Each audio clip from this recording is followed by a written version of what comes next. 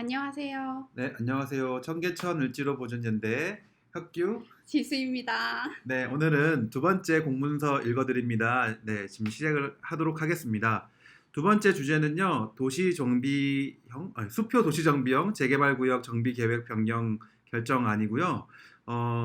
저희가 이 정비계획 변경 결정안에 여러 가지 문제들을 좀 낱낱이 살펴보도록 하겠습니다. 네, 그러면 혁규님 이어서 공문서의 위치와 맥락 설명해 주세요. 네, 이 수표 도시 정비형 재개발 사업은요, 2010년 8월에 재개발 구역으로 지정이 되었습니다. 지금 보시다시피 서울특별시 고시 제 2010 다시 이제 306호로 이제 지정이 되었고요. 그리고 이제 재개발 구역으로 지정된 이후에 한동안 사업 시행 계획이 이제 들어오고 있지 않다가 2020년 한 10년 뒤 2020년 11월에 수표 도시형 수표 도시 정비형 사업 시행 인가 계획 아니 네. 수표 도시 정비형 사업 시행 계획 인가 고시가 2020년에 났습니다. 그래서 이 사업 시행 인가가 난 다음에 기존에 이제 변경되었던 도시 정책과 도시 계획과 관련된 논의들을 그 변경안에 이제 보완을 해서요. 2021년 6월달에 재개발 구역 정비 계획 변경 결정안이 이제 공람 공고가 되었습니다. 그래서 이번에 그 변경된 그 정비 계획의 핵심 변경의 골조는요. 도시 기능의 회복 및 산업 생태계 보전을 기조로 이제 정비 계획을 변경하는 것입니다. 이거에 관련된 근거들은 아래 두 가지인데요. 이거는 한번 이따가 다시 한번 말씀드리도록 하겠습니다. 네, 지수님, 그러면 저희가 이 문서를 검토하는 원칙은 무엇인가요? 네, 저희가 공람 공고가 떴을 때 이미 의견서를 제출한 바가 있는데요. 그래서 그 의견서에 제출한 것과 동일하게 저희의 검토 원칙은요. 첫 번째는 도시산업 보존을 위해서는 지역산업 생태계의 보존과 유지 그리고 활성화가 돼야 된다라는 부분이고요. 여기서 지역 산업 생태계는 수표 지역의 산업 생태계를 의미하겠죠. 그리고 이 지역 산업 생태계는 재화 서비스를 생산하고 유통하는 다양한 업체들로 구성되었다는 겁니다.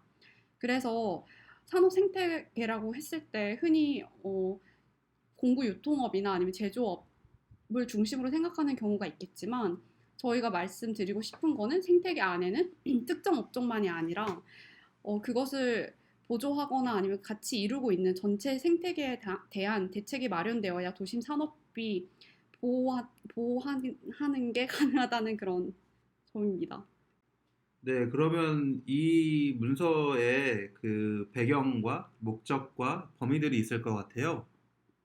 네, 이 문서가 만들어진 그 배경은요, 이것은 제가 그 수표 사업 시행 계획 인가에 담겨 있는 거를 그대로 이렇게 가지고 온 건데요.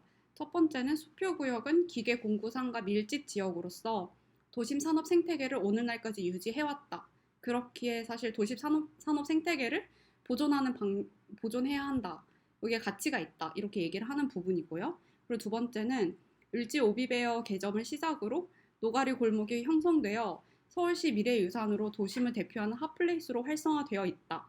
라는 부분. 그리고 세 번째는 2010년에 아까 설명드렸던 것처럼 이때 최초 정비 계획이 수립이 되었지만 당시에는 상위 관련 계획이 부재하여 산업 생태계 및 도시 조직 보전을 고려한 계획이 수립되지 못했고 따라서 사업 추진이 중단되었다. 그렇게 우리는 변경안을 지금 여기 제출했다. 이게 여기에 이 문서의 배경이라고 할 수 있겠습니다. 그리고 이에 따라서 목적은 2010년 정비구역으로 결정된 수표구역에 대하여 그간 도심부 관리정책 변화와 2020년 3월에 발표된 세운상가 일대 도심산업 보존 및 활성화 대책을 반영하여 합리적인 정비계획으로 변경함으로써 사업 시행을 원활히 하고자 함입니다. 그래서 저희가 지금 계속 소개드리는 이 수표구역은 오른쪽에 보시다시피 을지로 삼가역을 이렇게 인접하고 있는 지역인데요. 위로는 이제 청계천이 흐르고 계시는 걸 보이시죠? 그리고 이제 여기서 횡단보도만 이렇게 건너면 세운 3구역이 있습니다. 네. 네, 그래서 지금 지수님이 잘 말씀해 주신 것처럼 지금 수표 구역은요, 지금 이 화면으로 보시는 것처럼 이렇게 기역자로 되어져 있고요. 여기가 이제 일반적으로 이제 청계천 공구상가라고 부르는 그런 구역입니다. 그리고 이제 또 다른 한편으로는 이제 노가리 골목이라고 사람들이 많이 인식하고 있는 그런 부분이기도 하죠. 네, 그래서 이 수표 재정비 계획과 관련된 상위 계획을 좀 살펴보면요. 크게 한 네 가지가 있다고 볼 수 있습니다. 첫 번째로는 2030 서울 도시 기본 계획이 이제 가장 상위 계획으로 있고요. 그 다음에는 이제 이 지역이 역사 도심에 해당하는 곳이기 때문에 역사 도심 기본 계획이라고 하는 것에 또 영향을 받습니다. 그리고 이제 이쪽이 또 그런 재정비 구역이랑 이제 연결이 되어져 있기 때문에 2025 서울시 도시주거 환경 기본계획과 연결이 되어져 있고요. 그리고 이제 딱 이 지역이 세운상가 일대의 그런 재정비 계획들하고 연결이 되어 있기 때문에 세운상가 일대 도심산업 보존 및 활성화 대책이라고 하는 작년 3월 달에 제시된 그런 계획과 이제 관련을 맺고 있습니다. 그래서 이제 가장 핵심적으로는요, 이 지역이 그러니까 수표구역이라고 하는 곳이 도심에 있는 그런 산업 그리고 서비스 구역이기 때문에 이런 도심 산업을 보존할 수 있는 방향으로 순환형 재개발 사업을 진행을 해야 되고 그 다음에 이제 도시 조직을 보존해야 되며 그리고 이제 여기에 있는 여러 가지 그런 되게 노포들이 있는 그런 골목을 보존해야 된다라고 하는 거를 이제 골자로 하고 있습니다. 네, 그러면 이제 본격적으로 저희가 하나하나씩 뜯어볼 예정인데요. 일단 지수님께서 실태조사와 관련된 이야기를 해주실 겁니다.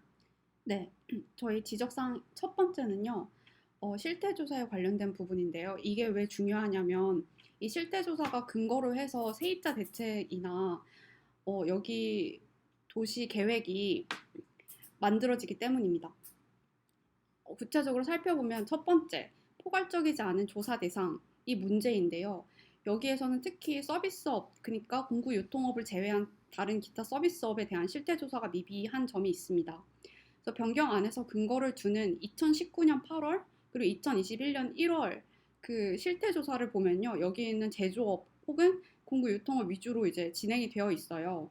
그래서 음식점업이나 아니면 도소매업, 미운수업 등 서비스업 실태가 반영되지 않았다라는 게 있고요. 따라서 이게 반영이 되지 않았기 때문에 이 업태들에 대해서 대책이 나오지 않았습니다.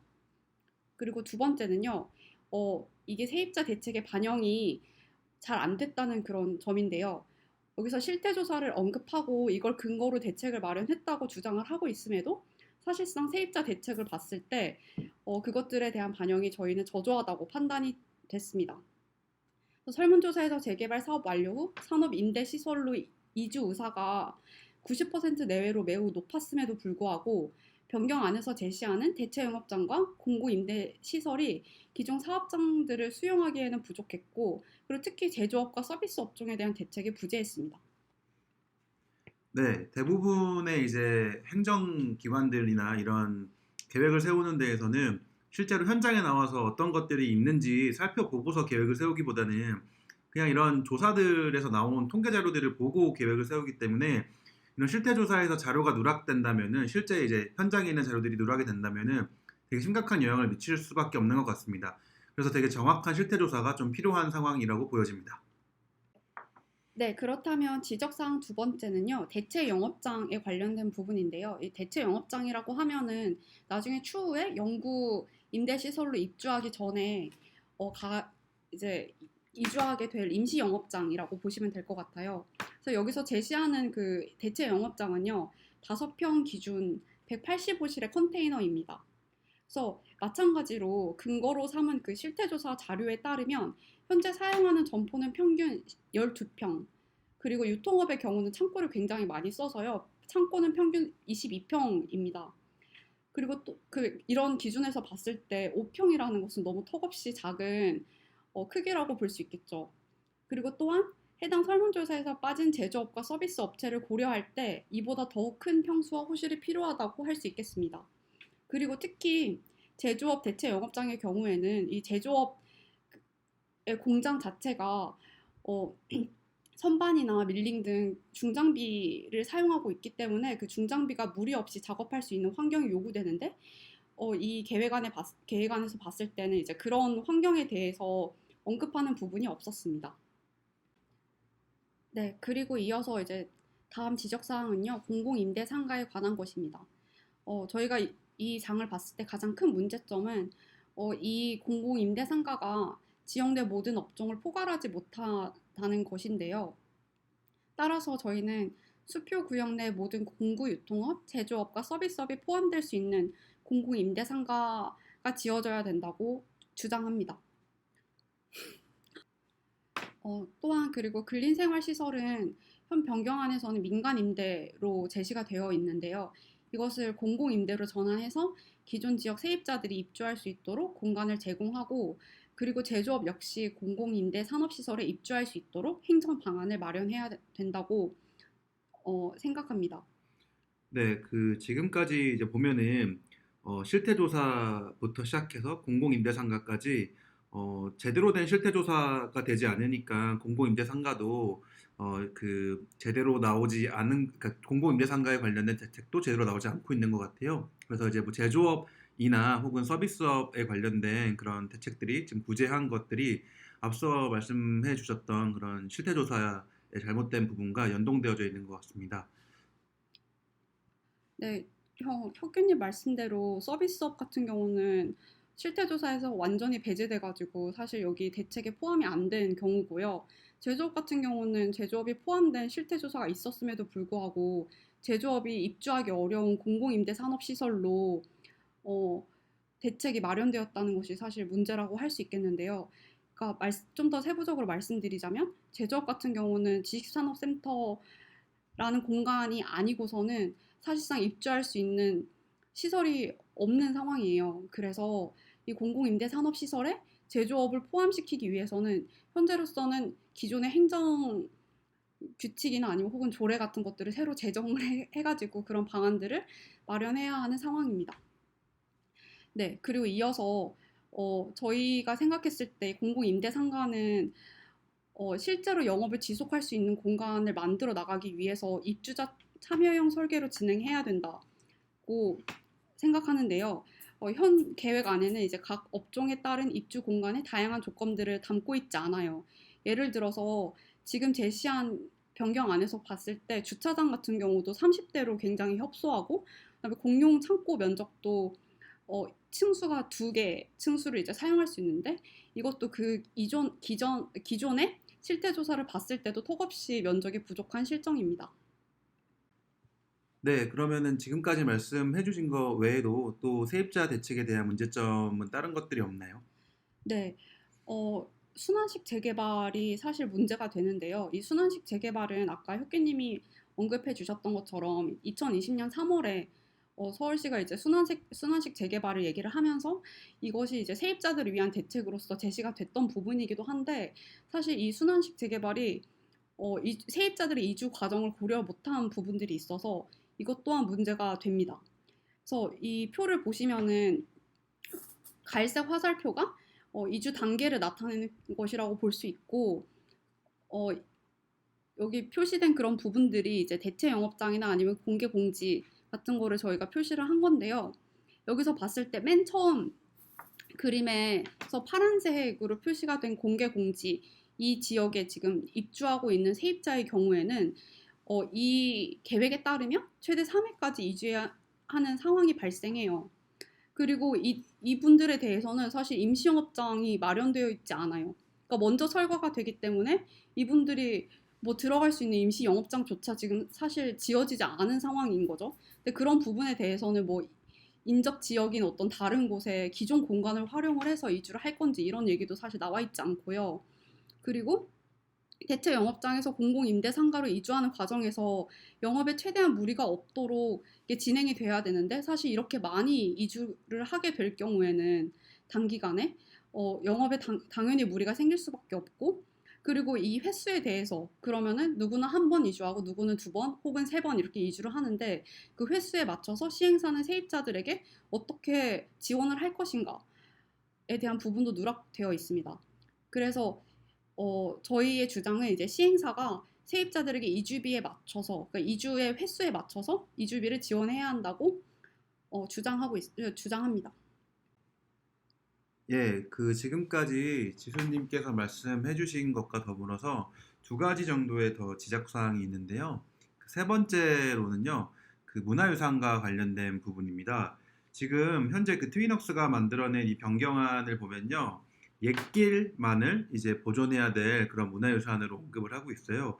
근데 하지만 또 이것도 정말로 이거를 보존하고 싶어서 이 사람들이 제시했느냐? 이것보다는 오히려 이제 용적률 인센티브를 얻기 위해서 옛길 보존을 제시했다고 볼 수 있고요. 그러니까 되게 기계적이고 형식적인 차원의 이제 보존 방안을 내놓은 것이죠. 근데 사실 이제 수표 지역을 보면은 일종의 그 지역 자체가 우리의 어떤 문화유산이라고 볼 수 있습니다. 좀 더 자세히 말씀드리면은 일단 서울시에서 만든 4대 문화유적 지표조사 및 보존 방안이라고 하는 문서를 보면요. 장수교터가 바로 딱 이 입정동 3구역하고 이 수표구역 사이에 이제 있는 문화유적이에요. 그래서 이제 이 지역이 엄청난 오래된 그런 문화유적을 갖고 있다고 볼 수 있고요. 그리고 이제 우리 서울의 근현대화 과정 속에서 중요한 역할을 해왔던 청계천 공구상가, 그리고 이제 노가리 골목, 그리고 그 주변에 이제 포진되어져 있는 많은 사람들이 찾는 음식점 등 여러 이제 산업유산과 생활유산들이 이제 주변에 있다고 볼 수 있습니다. 그래서 이런 것들을 고려했기 때문에 사실상 서울시도 노가리 골목이 있는 이 음식점 골목을 미래유산으로 지정을 했고, 그리고 이제 중소기업 벤처부에서는 청계천 공구상가를 전통시장으로 지정하기도 했습니다. 그러니까 이제 여기에는 일반적으로 이제 우리가 얘기할 수 있는 여러 가지 문화유산들이 다 집합되어져 있다고 볼 수 있죠. 그리고 이제 역사 도심 기본 계획에서 보더라도 생활유산이라고 하는 것의 정의를 많은 사람들에게 기억되고 이어져 내려오는 시설, 기술, 업소나 생활 모습, 이야기 등의 그런 유명 자산을 의미한다고 언급하고 있습니다. 그렇기 때문에 사실상은 이 지역 자체가 이제 하나의 이제 생활문화유산이라고 볼 수 있을 것 같습니다. 네, 그렇다면은 혁규님 마지막으로 지적사항이 무엇이 있을까요? 네, 그 무엇은요? 바로 현금 기부 체납과 관련된 것인데요. 기본적으로 이제 이런 공공 개발 사업을 진행할 때 기부 체납을 하게 되잖아요. 그러니까 이제 국가나 정부의 이제 공공 시설로 이제 그러니까 토지를 주거나 아니면 공공 시설을 지어서 이제 기부 체납하는 경우들이 있는데, 이제 이런 경우 지금 이 사업과 같은 경우에는 그런 토지나 이제 시설 기부 체납만이 아니고 현금 기부 체납까지 하게 됩니다. 근데 이제 현금 기부 체납이라고 하는 것은요, 2018년에 개정된 도정법에 명시되어져 있는 건데요. 이게 지자체 소유의 정비 기반 시설과 현황도로라고 하는 거는 기부 체납이 아니고 이제 그냥 무상으로 줘야 되는 것으로 이제 포함이 된다는 거예요. 그러니까 이제 전체 기부 체납해야 되는 양이 있었다면은 그게 좀 줄어든다는 거죠. 그러니까 이제 전체 비율은 똑같지만 이 정비 기반 시설과 현황 도로가 무상 양도가 되기 때문에 부족한 상태로 지금 기부 체납을 하게 됐다는 이야기를 볼 수 있습니다. 그렇기 때문에 이 무상 양도분이 이렇게 증가가 된 거는 반대로 기부 체납을 하는 게 이제 줄어들었다라는 얘기가 되는 거고, 그렇기 때문에 그 부분에 해당하는 것만큼을 현금으로 서울시에다가 줘야 된다, 공공기관에다가 줘야 된다라는 뜻이 되는 거죠. 그래서 이 사업과 같은 경우에는 이제 773.2제곱미터 정도가 이제 순부담해야 되는 부분에 낮아진 부분인데, 이 부분만큼을 현금인 이제 약 160억 원 정도로 이제 현금 기부 체납을 해야 되는 상황이 된 거죠.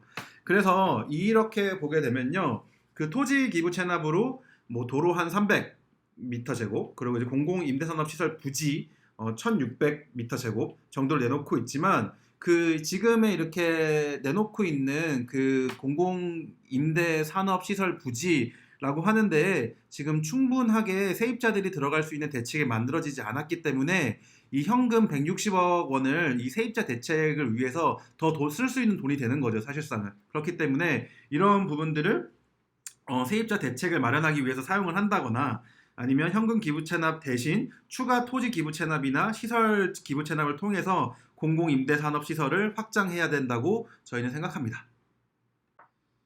여기까지가 저희가 준비한 변경안에 대한 검토 의견이고요. 그리고 이 외에 추가적으로 수표구역에서 벌어지는 일들에 대해 더 알고 싶으시다면 저희 청계천 을지로 보존연대 유튜브에서 다음의 에피소드를 참고해 주시면 좋을 것 같아요. 지금 현재 저희 청을련 멤버가 참여해서 이제 진행 중인 지금은 청계천 을지로 시대 공동체 라디오 프로그램인데요. 거기에 이제 3화와 4화가 각각 을지 오비배어 그리고 공구 거리를 다루고 있습니다. 그래서 이 영상들을 보시면 수표 구역과 이제 그 수표 구역에서 있는 다양한 업종들의 모습들을 살펴보실 수 있을 것 같아요.